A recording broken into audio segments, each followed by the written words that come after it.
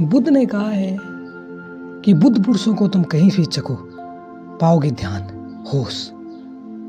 कुछ भी करो पाओगे वहां ध्यान। लेकिन तुम ध्यान के अलावा सब कुछ करते हो, पूजा पाठ भी करते हो, अच्छा भोजन भी खाते हो।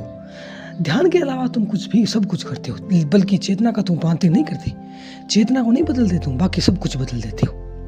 जैसे तुम्हें रात को नींद नहीं आ रही है, तो नींद नहीं आ रही इसका कारण नहीं बदलते, बाकी तुम बिस्तर बस्तर सब बदल देते हो। इससे क्या होगा? बाहर से कुछ भी मत बदलना, बाहर तो सिर्फ दिखावा है, अंदर ही बदलना।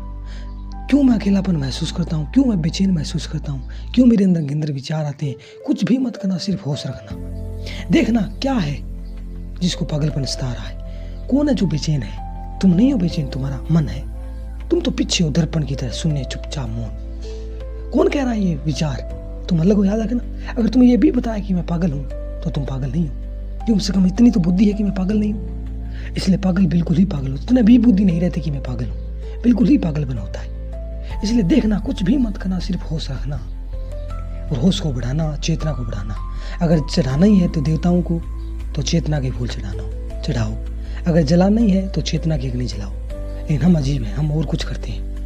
धर्म के नाम पर हम क्रियाकांड करते चले जाते हैं, लेकिन चेतना को नहीं बदलते, होश को नहीं बढ़ाते, बाकी सब कुछ कर लेते हैं। और इसलिए आदमी शिकायत भी करता रहता है कि इतना कुछ किया, कुछ हुआ नहीं, होगा भी नहीं, क्योंकि तुम्हारा मार्ग ही गलत है और मंजिल भी गलत है। पहुंचोगे नहीं कभी भी। तो मार्ग और मंजिल एक ही है, होश, ध्यान करना, होश को बढ़ाना, चुपचाप मौन। और याद रखना, ध्यान कोई एकाग्रता नहीं है, ध्यान है होश से बैठना। विचार कोई भी आए, कुछ भी हो, सिर्फ देखते रहना। और मन का स्वभाव एकाग्र नहीं है, मन चंचल है, सिर्फ होश।